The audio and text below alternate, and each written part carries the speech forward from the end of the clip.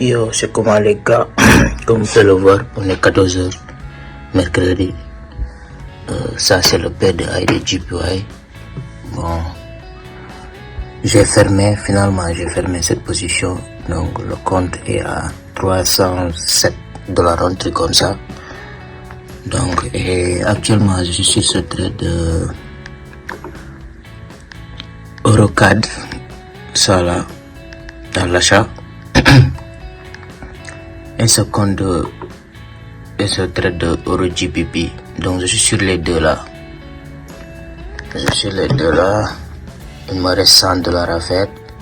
J'ai risqué 100 partout quoi. Vers 100 et 90, 80 comme ça là. Donc comme vous pouvez le voir sur MT5. Voilà actuellement. Donc ouais, c'est un peu ça pour l'instant. Catch you. C'est comment les gars, j'espère que vous allez bien. Comme vous l'avez vu, EuroGBP m'a déjà fait stop loss. Et actuellement, ça reste le trade de Eurocad. Bon, j'attends la fin de cette bougie en fait. Si ça dépasse la zone Fibonacci, donc je vais fermer aussi cette position. Donc pour l'instant, c'est un peu ça. Yo, catch you. Les gars, comme vous pouvez le voir, ça c'est le paire de Eurocad. Donc, comme vous pouvez le voir, ça a dépassé la zone Fibonacci. C'est cette rectangle jaune que vous voyez ici. C'était là-bas la zone Fibonacci. Et vu que ça a dépassé, du coup, j'ai fermé. J'ai fermé à $50. Donc, si ça avait touché mon stop loss, ça allait faire 100. Mais j'ai fermé à la moitié. Je vais vous montrer sur MT5.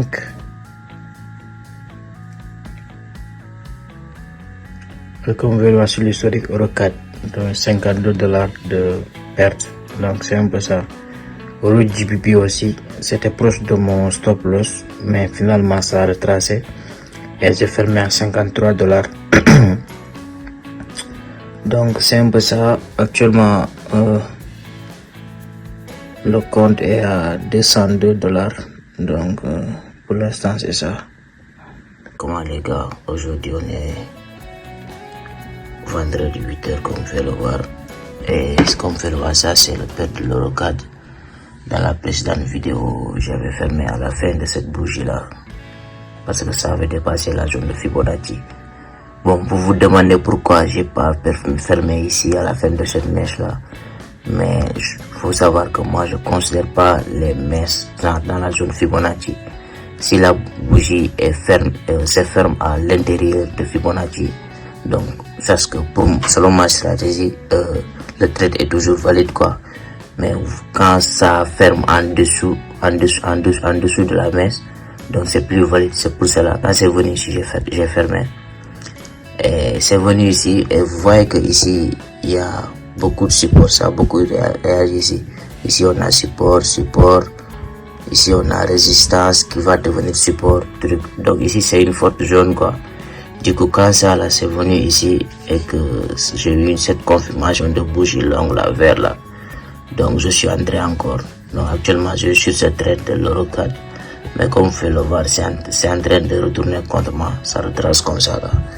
Et aujourd'hui, on est vendredi. Des fois, les vendredis là, c'est pas bon. Mais bon, vu que c'est pas un trade que j'ai pris aujourd'hui, je l'avais pris depuis hier. Donc, je vais laisser comme ça.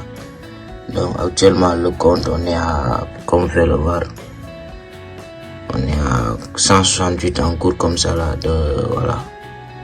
C'est un peu ça, on est à moins $32 pour l'instant. Mais bon. Vers quelle heure il y a la news quoi. Attends. Forex Factory.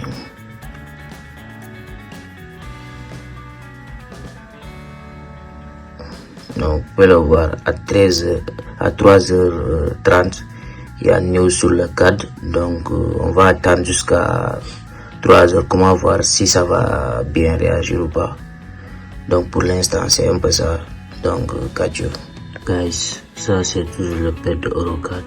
Donc, comme vous pouvez le voir, j'ai pas fermé. Donc, ça va être en cours jusqu'à la semaine prochaine. On va voir ce que ça va donner. Ouais. Let me show you an MT5.